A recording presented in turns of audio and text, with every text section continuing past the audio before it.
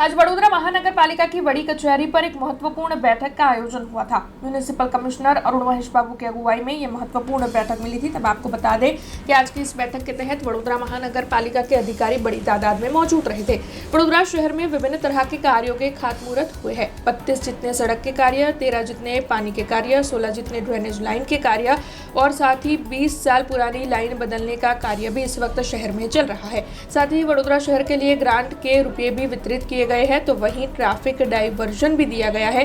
तब इन सभी कामगिरियों को जल्द से जल्द पूर्ण करने के लिए और साथ ही गुणवत्तापूर्वक काम करने के लिए अधिकारियों को सूचनाएं दी गई है। इसी के साथ अन्य कई मुद्दों पर भी आज की इस बैठक के तहत चर्चाएं की गई है। तब इस बारे में ज्यादा जानकारी म्युनिसिपल कमिश्नर अरुण महेश बाबू की ओर से दी गई है। આજે એક અગત્યનું બેઠક અમે વડોદરા મ્યુનિસિપલ કોર્પોરેશનના મીટિંગ હોલમાં લીધી હતી। ખાસ કરીને આપ જાણો છો કે જે પણ ખાતમુહૂર્ત થયા છે આ તમામ કામો અત્યારે ફિલ્ડમાં કાર્યરત છે। આમાં મોટા ભાગમાં રોડ્સ, પાણી અને ડ્રેનેજ ડિપાર્ટમેન્ટના કામ ફિલ્ડમાં ચાલી રહ્યા છે।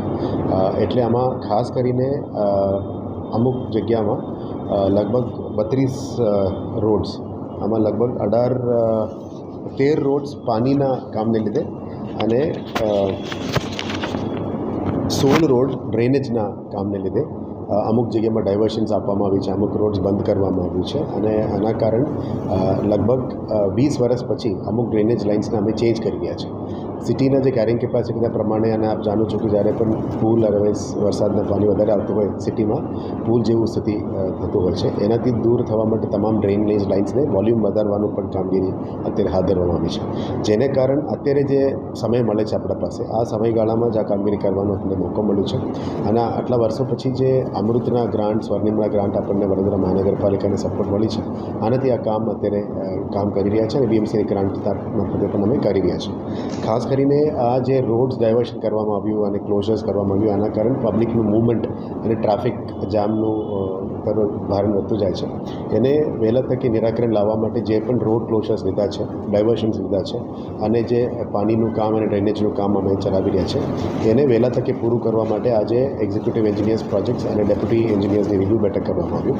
આમાં લગભગ 13 જગ્યા ઉપર પાણીના કામને લીધે બંધ હતી રોડ્સ, એને કેવી રીતે વહેલા તકે અમે કામ પૂરું કરીને ખોલવા માટે કામગીરી કરી શકાય એના ઉપર રિવ્યૂ કરવામાં આવ્યું। એટલે પહેલાં સૂચના લોકોને મિનિમમ તકલીફ પડે એટલે રાતમાં પણ કામ કરવાની એક સૂચના આપી છે। બીજું ટ્રાફિક ડાયવર્શનને વહેલા તકે ખોલવાનું અને કામગીરી પૂરું કરવાનું પણ તાકીદ આપી છે। ત્રીજું, જે પણ કામગીરી થાય છે એ ગુણવત્તાપૂર્વક કરવાનું કીધું છે। જે ટેન્ડર કન્ડિશન્સમાં લખેલું હોય એઝ ઇટ ઇઝ, જે પહેલાં કન્ડિશનમાં હતી આ જ કન્ડિશનમાં પાછા લાવવા માટે આજે એન્જિનિયર્સને સૂચના આપી છે। આજે તમામ એન્જિનિયર્સનું રિવ્યૂ કર્યું છે અને આવનારા દિવસોમાં કોન્ટ્રાક્ટર્સનું પણ કદાચ રિવ્યૂ કરવું હોય તો કરીશું।